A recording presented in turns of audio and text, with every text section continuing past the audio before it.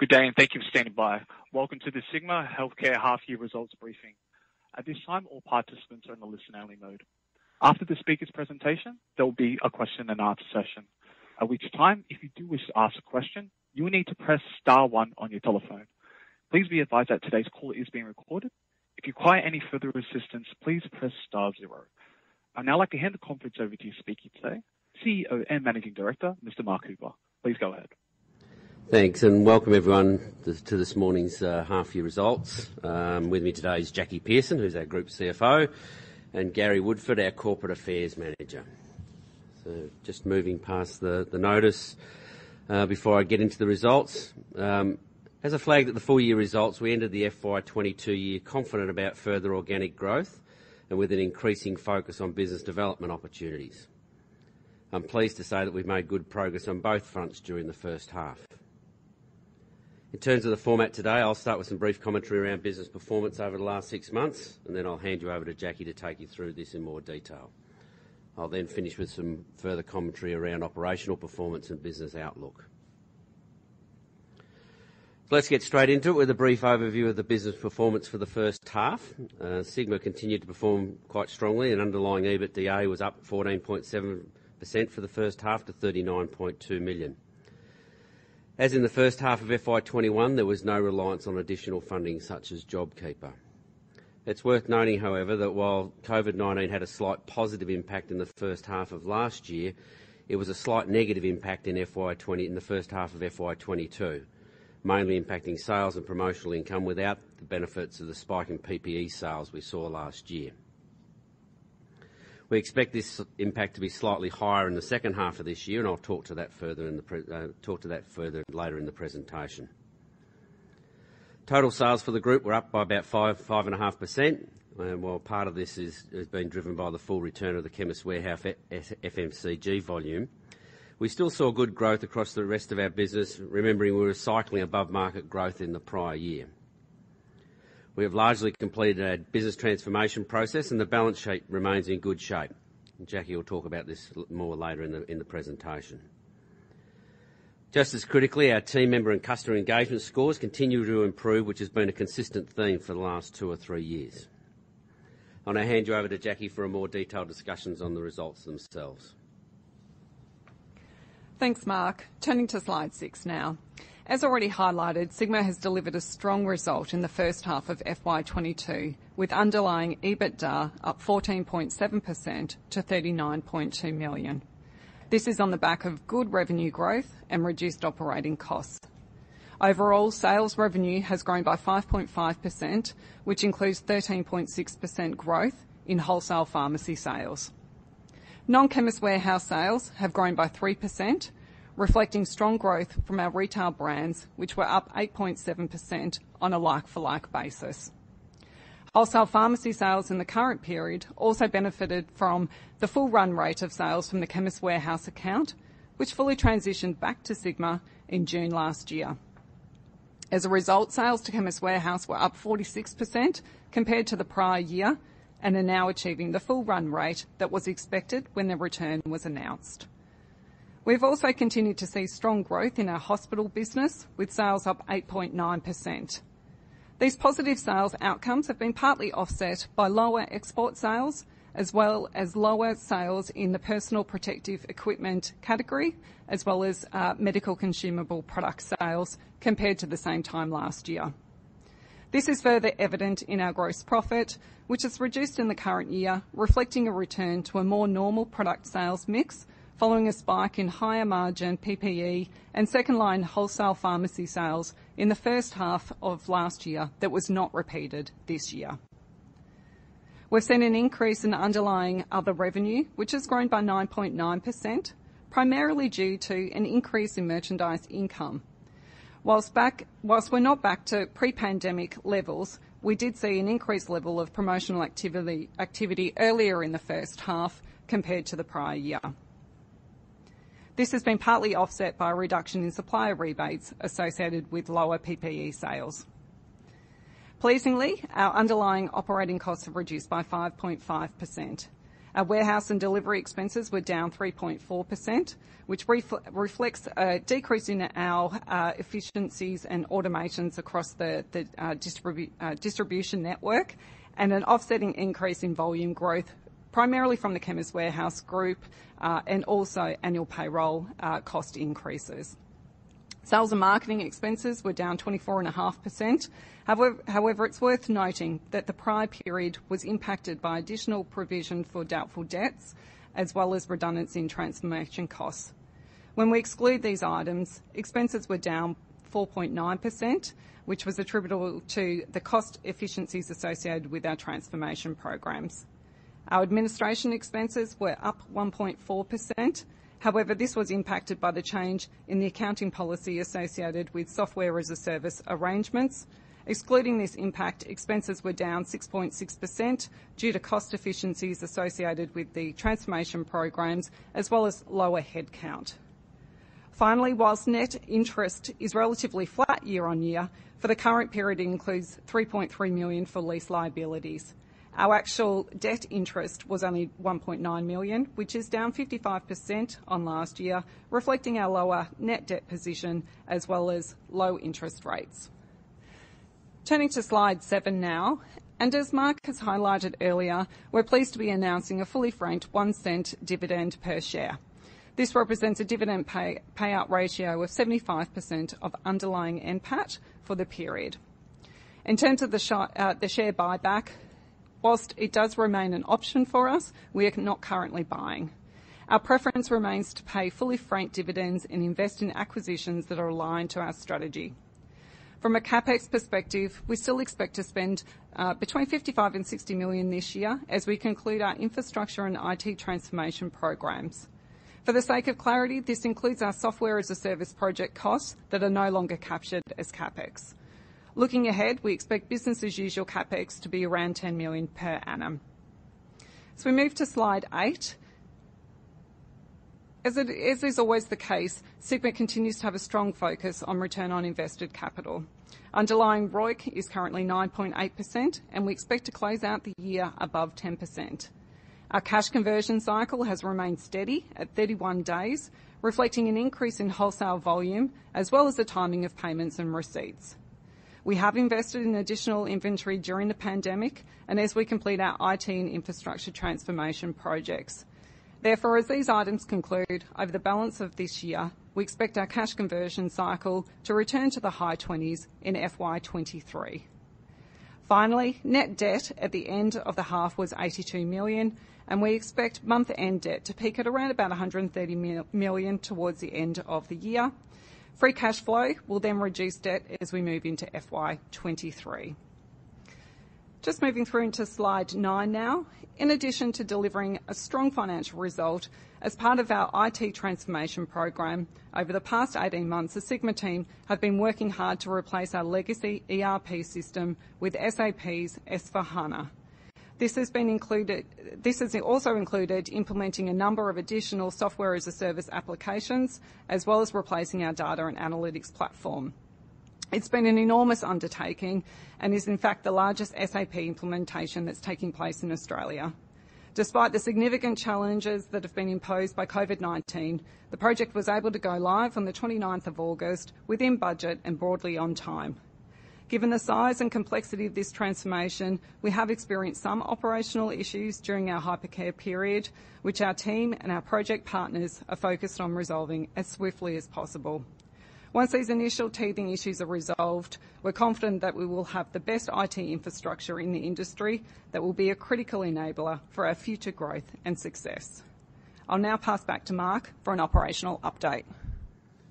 So I think just a general comment on the result. I mean, in difficult circumstances and cycling, some benefits out of COVID last year, we feel really pleased that we've been able to generate growth of around 15% for the first half. And we're seeing the benefits, I think, of some of the reinvestment that's happened in the business. So let's turn into the next slide to walk you through a little more detail on some key areas of our operations, just starting with the pharmacy business. Jackie's already mentioned that wholesale sales are up by about 13.6% for the first half of this year.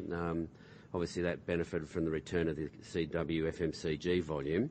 When you take that out, wholesale sales growth was around 3%, which is broadly in line with market.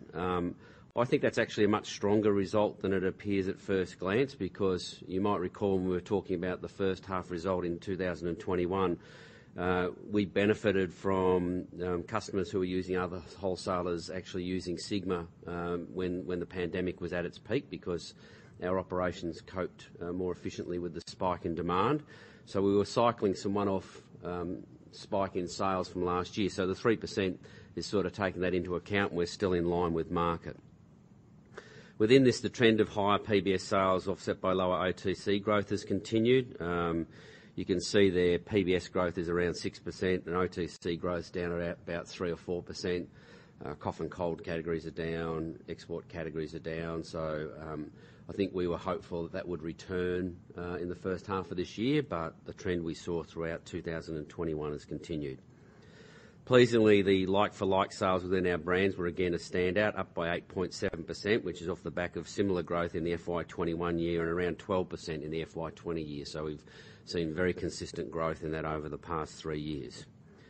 I guess from a branding perspective, the pipeline of members is still strong. And in particular, the new brands we've been developing around Whole Life, which is a health foods-based concept, and Amcal Plus Life Clinic, which is a more professional services-based offering with allied healthcare as part of that, have seen strong interest from pharmacists and provide us with further confidence around growth in the brands moving forward.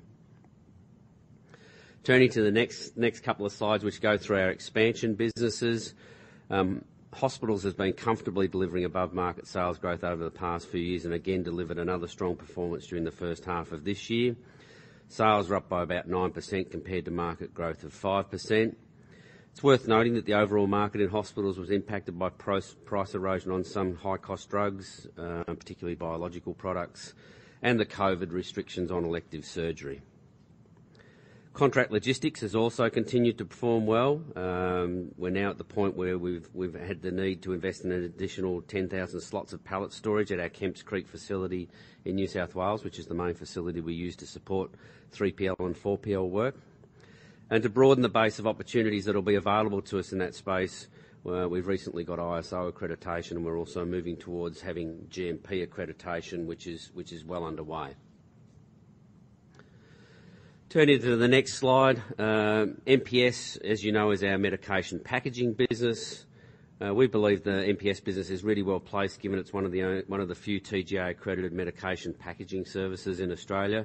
I think more so post the Royal Commission into Aged Care, where quality accreditation standards will become more critical.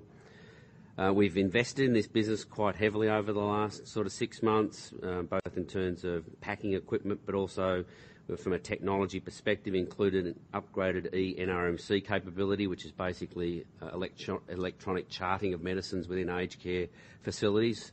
We're participating in the trial there that the government's had going, and we've got an end-to-end solution there that we're finding is being quite a powerful basis on which to attract new business to MPS. So we continue to be very confident about that business into the future, notwithstanding the fact that over the last 6 months, dose packaging into aged care facilities has been impacted by COVID-19, just simply because residential aged care numbers aren't as high as they were, and getting access to homes to onboard new groups has been a little more challenging than it would have been without COVID-19. But we're still very confident about that business moving forward. As we've mentioned a few times during the presentation, MIA last year was the beneficiary of some additional sales of PPE during FY21. And I guess the other factor there was these were generally at higher margins, given the very high demand that was experienced in that sort of first and second quarter of last year. While there's still good demand for these products, obviously given everything that's going on, supply has increased significantly over the last 12 months. It's a natural reaction to an increased demand for those sorts of products, which has lowered the absolute level of sales for MIA and also the margins that are available. So we're seeing that flow through into the first half results for this year. We still believe that the medcons and devices sector is an area of growth for Sigma, both organically and from an M&A perspective, so we'll continue to work on growing that business for the medium and longer term.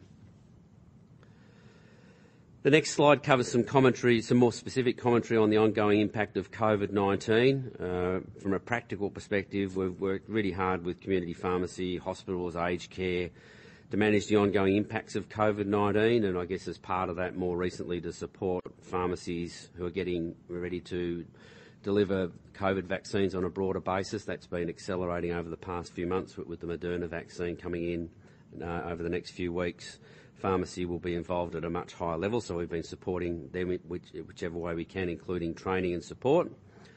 We've also been in regular contact with the TGA throughout the last 12 to 18 months and the Department of Health to manage ongoing supply challenges.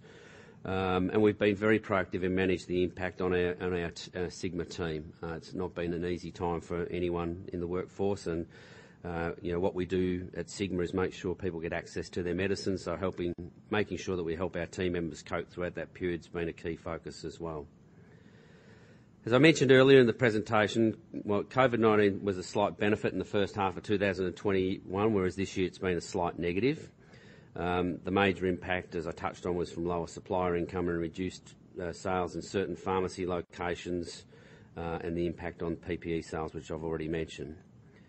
While both of these impacted FY21, this has had a more sustained impact in the first half of 2022, and there's no offsetting benefit, as I say, that came out of the PPE sales or indeed the spike that we saw in March, April last year. Unfortunately, as we enter the second half, when we've had more sustained lockdowns, particularly in New South Wales and Victoria, these impacts are going to be felt further into the second half of this year, and I'll touch on that when we get to Outlook. Just turning now to some comments on strategy. The work we've done over the last couple of years has obviously delivered a more sustainable and efficient business. We're obviously in a position where we can now deliver organic growth, but it also provides a fantastic platform for future M&A activity. While we don't have anything to announce today, we have been much more proactive on the M&A front over the last 6 months. And in that context, the overall objective of delivering a mixture of organic and acquisitive growth remains. I guess that's only possible if you've got an engaged team that can execute on that strategy, and I'm very confident that we've got that at Sigma. The team's done a great job over the last 12 to 18 months in very difficult circumstances. So just a few concluding comments on Outlook. You'll see here we've included the commentary we gave at the full year as a reference point. We always like to be consistent in terms of the messaging we give to the market and the reference points we used. When we presented at the full year results, we were targeting underlying EBITDA growth of 10% for the next 2 years. Given the continuing impact of a number of factors, including COVID-19, we now think that'll be closer to 5% for the current financial year. The target for FY23 remains at 100 million, but given the uncertainty of the current environment, we've changed it slightly to be a range rather than a definitive number. I think current circumstances just make that too difficult to sort of pin yourself to a single number, so we've made it a range rather than where we were. We'll obviously have a better idea of what that looks like when we get to the full year results, and we'll provide a further update then. As Jackie's already touched on, we still believe that the FY22 ROIC will continue to be above 10%, and the first half dividend is consistent with the announced target dividend payout ratio of at least 70% that we announced at the full year results. On the business development front, as I said earlier, we've been more proactive in recent times, and we'd be hopeful of finalising a number of these opportunities in the not too distant future. Jackie and I are now happy to take any questions. Thank you. As a reminder, to ask a question, you will need to press star one on your telephone and wait for your name to be announced. To withdraw your question, please press the pound or hash key. Please stand by while questions queue. Once again, it is star one. Thank you. We have multiple questions in queue. Our first question comes from Philip Pepe from Blue Oceans Equity. Philip, please ask your question. Hi all. Thanks for taking the question. Just a couple of quick ones. Firstly, on the costs, obviously reasonable difference between the one-offs and the recurring, which you've carved out for us, and thanks for that. Will there be more in the second half, or is that the one-off largely now spent? Well, we obviously continue to invest in the new ERP system, right? So we'll continue to have those costs that previously we would have capitalised, but because of the change in accounting standards, we're now expensing. So that'll be the main one-off cost we've got into the second half. I would have thought. Jackie, any further costs there? Be a little bit of dual operating one-off costs associated with the finalisation of elements of the DC optimisation program as well.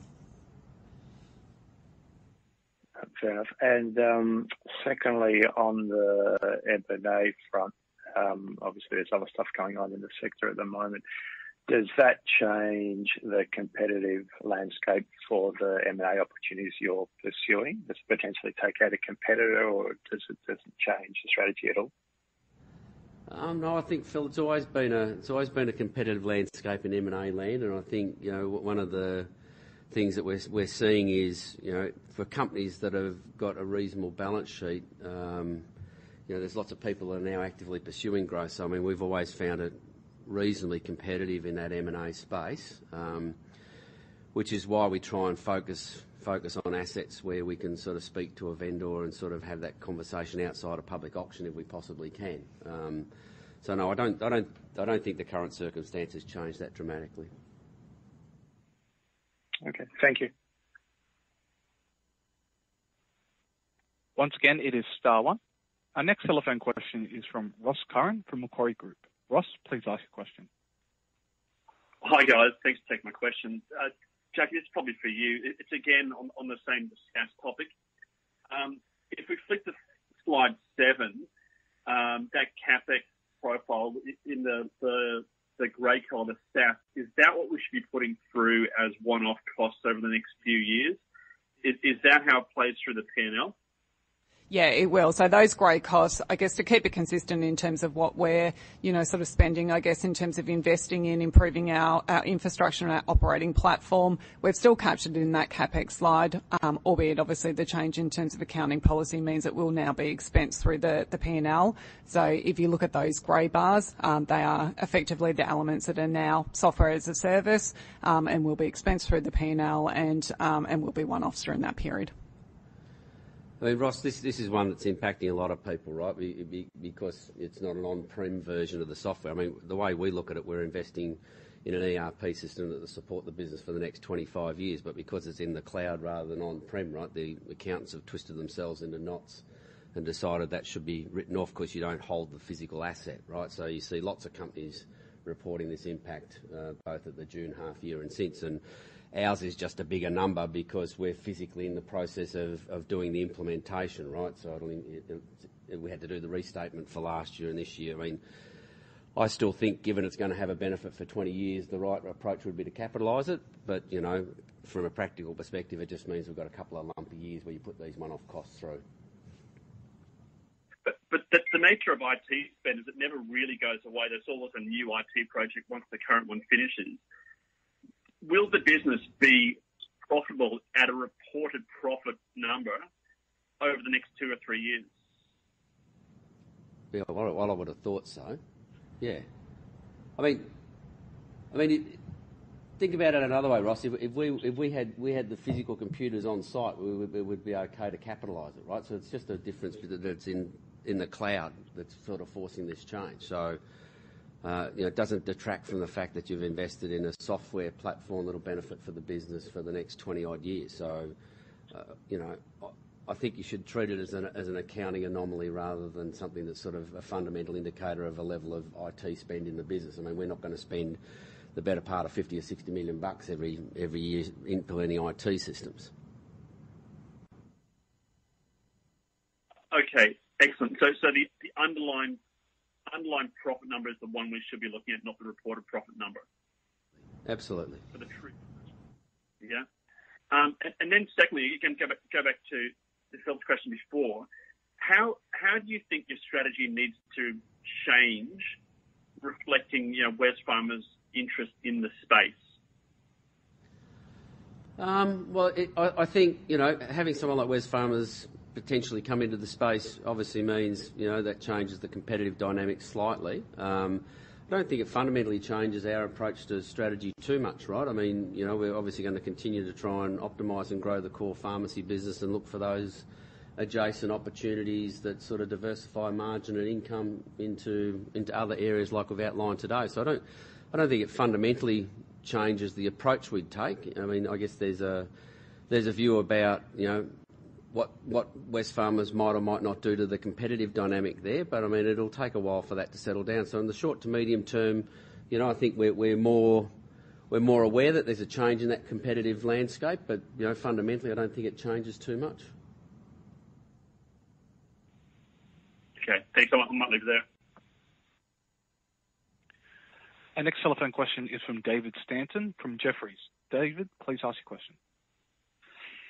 Good morning, team, and thanks for taking my question. I'd like to go to the guidance and the change in the range, or giving us more of a range in terms of the longer term guidance from 100 to 95 to 100 in underlying EBITDA.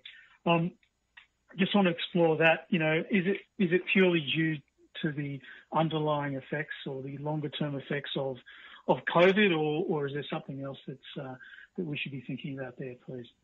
That's the main driver, David. I mean, I think, in a perfect world, if we hadn't put the guidance out, because remember we put this guidance out originally 4 years ago, right? I mean, I don't think we'd be going out past the end of this year, given the uncertain world that we live in, right? So I think we're just reflecting, the ranges just simply reflect a higher level of uncertainty in the world generally, rather than anything specific.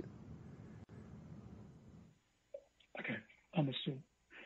But, that said, should we get back to, pretty much the status quo and no longer term effects from COVID, and we all hope that happens, it's fair to say that the guidance really is still that 100 million number. Well, that would still be the target, right? Yep. Understood. And previously you've talked to, you've given us some colour around D&A and interest for the full year. I note that's not in it, or if it is in the releases, I haven't seen it. Can you talk to that, please? Any colour there would be greatly appreciated. So D&A from an interest perspective, or are you after? So you talked last time to depreciation and amortisation. You expected to see a moderate increase in 2022. Is that still the case? And interest, you talked to less than $5 million worth of interest in 2022. Is that still the case? Yeah, absolutely. So debt interest was 1.9 mil for the half year. So that's down quite considerably on last year. The comparative period was 4.3. So we do expect to be beneath that 5 mil on an annualised basis for the full year in terms of debt interest. In terms of depreciation, it does include, of course, the right of use assets. So it was up slightly at 5.3 million, so up 0.9 from the last period. And that really just reflects the sale and leaseback transactions completed at Kemps Creek and Barumba middle of last year. Understood. Fine. And finally, could you give us a clue as to what you think your market share is now in the hospital business, given it continues to grow very strongly? Thank you. It'd be in the low teens now, Dave. I think we talked about it being around 10% at the half year, so it'll be sort of comfortably in the low teens now. I haven't got an exact number. We can chase that up for you, but yeah, sort of around that sort of 12-13% would be my guess. I mean, that business has grown quite strongly now for 4 or 5 years, so off a relatively low base, but we continue to see market share gains year on year. Fantastic. Thank you. Our next telephone question is from Gretel Janu from Credit Suisse. Gretel, please ask your question. Thanks. Good morning, all. Firstly, I just wanted to touch on the cash flow. So negative operating cash flow in the half. I guess what was really driving that, and when exactly do we expect that to turn positive? Yeah, so the negative operating cash flow was driven by the change in the accounting standards around those SaaS arrangements. So 17.1 million of expenses went through operating cash as opposed to investing cash flow, where it previously would have been recorded. If you exclude that, then operating cash flow was positive by around 8.5 to 9 mil. Okay, that's helpful. But then still looking at gross cash conversion then relative to EBITDA, it's still quite weak. So expectations for when that will improve? So we expect cash conversion cycle to improve going into FY23.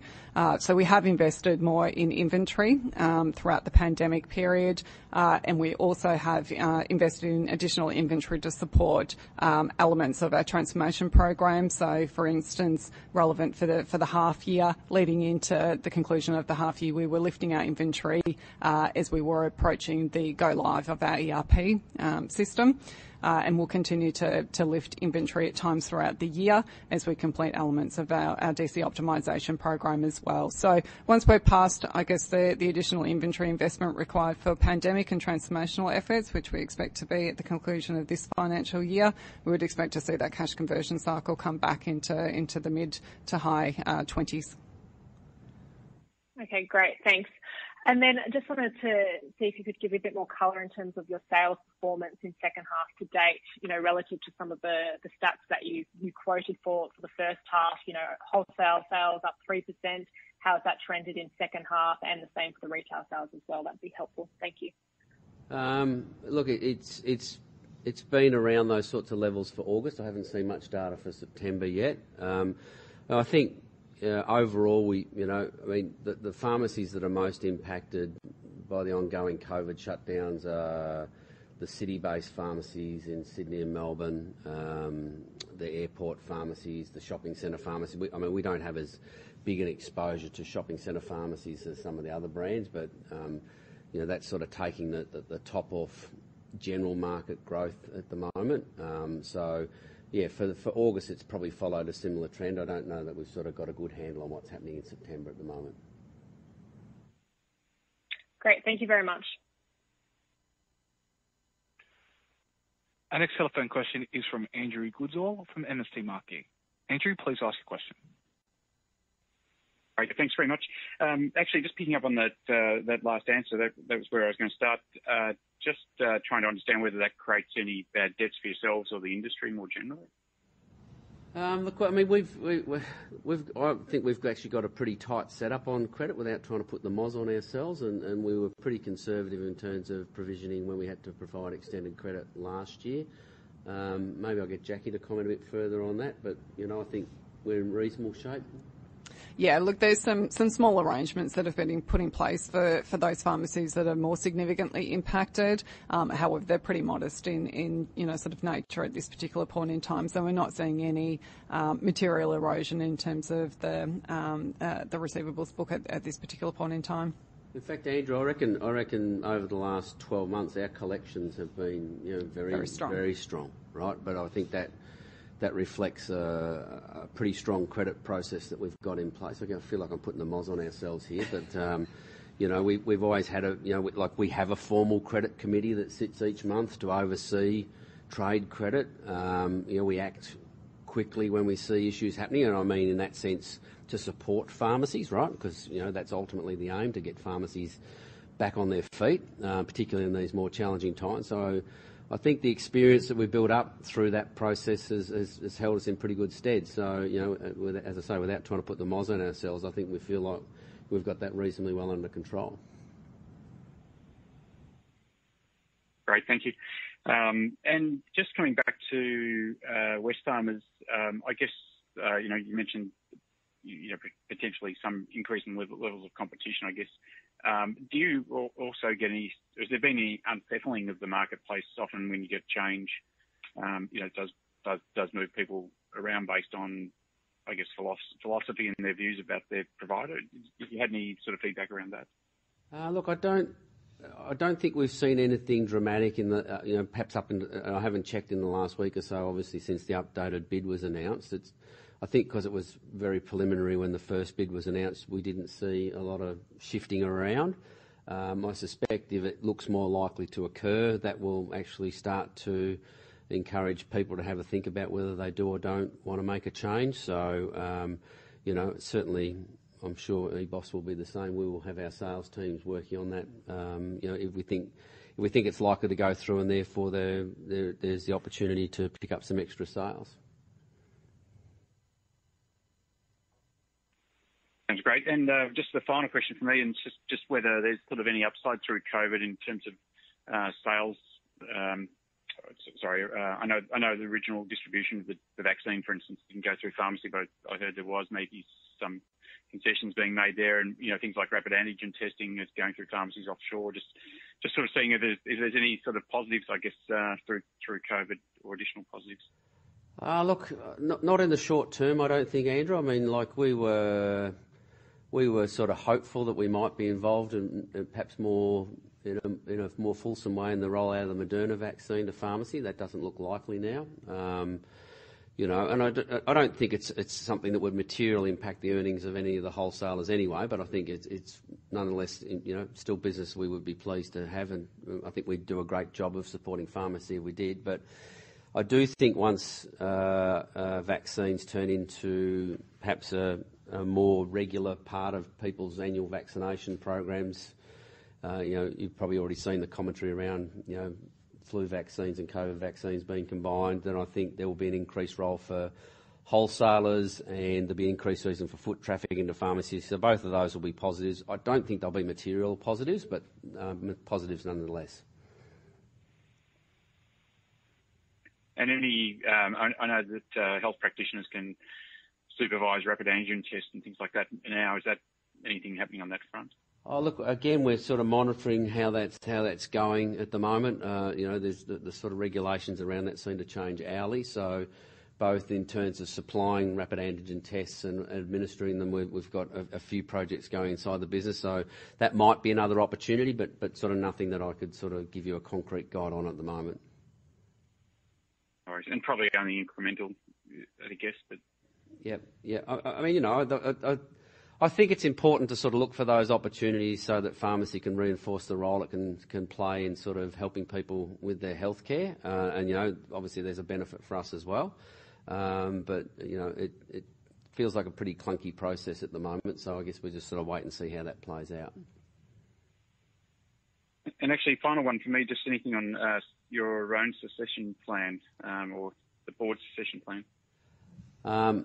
Well, that's a process that I've not been involved in. So the board's obviously included a comment in the ASX release saying they're hopefully close to announcing someone. But I literally haven't been involved in that process at all. So there's no real comment I can give you on that one, Andrew. No problem at all. Thank you. Thanks very much. Once again, it is star one. Our next telephone question is from Matthew Chevrier from Citi. Matthew, please ask your question. Yeah, good morning. Thank you for taking my question. Just on the top line, you had, again, very strong like-for-like sales growth in your branded pharmacies at 8.7%. Could you maybe tell us a bit more about what's driving that? Been in previous results, it's a combination of higher compliance. So this is how much the stores actually buy from Sigma, which has been a big focus over the past few years, as well as improved performance out of the branded pharmacy. So it's probably, for the sake of this discussion, it's probably equally coming from both of those. I think we've made the comment previously, obviously at some point you sort of max out on the compliance piece when people are buying most of what they can from you. So we'd still expect to see that performing above market, hopefully, but that sort of high single-digit, low double-digit performance won't be possible forever. That'll obviously max out at some point. Yeah. Okay. Thank you. And you spoke about export sales and obviously PP&E. Could you maybe give us a bit more insight into what those export sales are? And the PP&E, do you see a risk of an inventory write-down? So look, on the export sales, there's obviously two elements to that. There's the impact of sort of Daigou buying through pharmacy that's sort of fallen away. And there's a small amount of direct export supply that we were doing as well. I mean, I think we've made the comment previously, it's not an area that's been a huge focus for Sigma because, there's a few credit challenges in supplying those sorts of customers. But, to the extent we had some involvement there, that's fallen away as well as the Daigou buying in pharmacy. On the PP&E side, look, the inventory piece is a bit challenging from time to time because you are working in a space where when everyone wants the products, you have to pay more for it, and then when demand falls away, that sometimes becomes a bit more challenging for your margins. But look, for the moment, we're comfortable with where we sit, but it's obviously an issue we continue to closely monitor. Great. And maybe just one last one on the impact of your SAP transition. You mentioned you're having some issues. When do you think that will be resolved, and what kind of impact do you think it's having on your FY22 guidance? Well, I'll get Jackie to comment in a bit more detail because she's been managing that project. But look, I mean, it's like all these sorts of projects, right? When you start up a big ERP project, there's always a few challenges in the first few weeks. So that will have had some impact on sales through that period, but that's not a significant factor in terms of FY22 guidance per se. So, Jackie, anything further you want to add? No, look, I think in terms of from an outlook perspective, COVID is certainly having a more significant impact in terms of sales in both New South Wales and Victoria, albeit there has been a little bit of disruption with the ERP go live as well. I think, to Mark's point, it's an enormous implementation. It touches all aspects of the business. So there have been some challenges as we've gone live. We're in a 2-month hypercare period, and you have a hypercare period obviously for a reason, and that's to be able to quickly identify and resolve those issues. So the team is working very hard, and we've seen significant improvements since the go live date. So we would be optimistic that it won't be too long till we're back to our normal high level of service to all of our customers. All right, thank you. That's all I had. Thanks. And our next question is from David Stanton from Jefferies. David, please ask your question. Thanks. I thought I'd sneak in another one.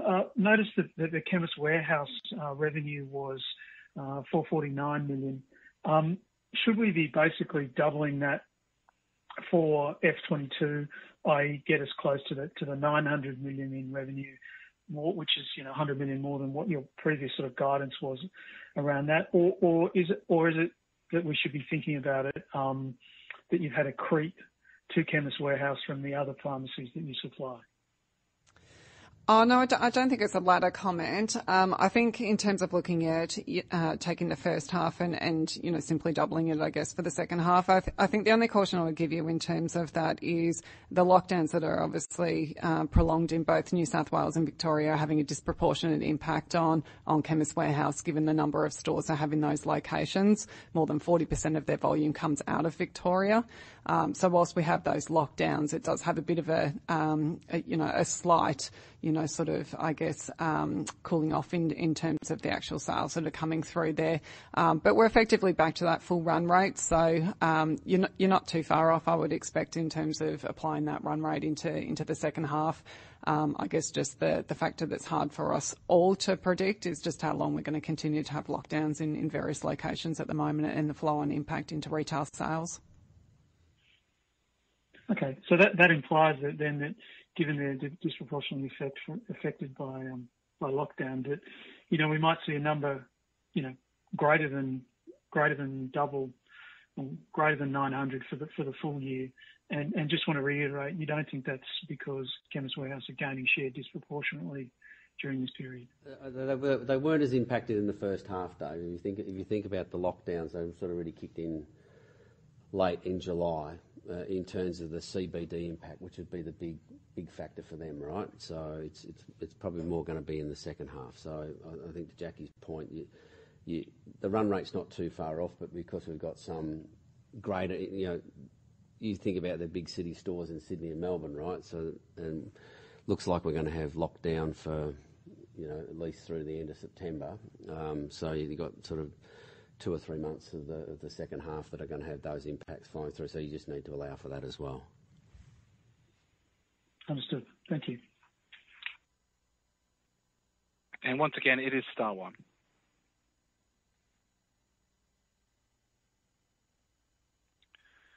There's no further questions at this time. I would now like to hand the call back to Mr. Mark Hooper for closing remarks. Please go ahead.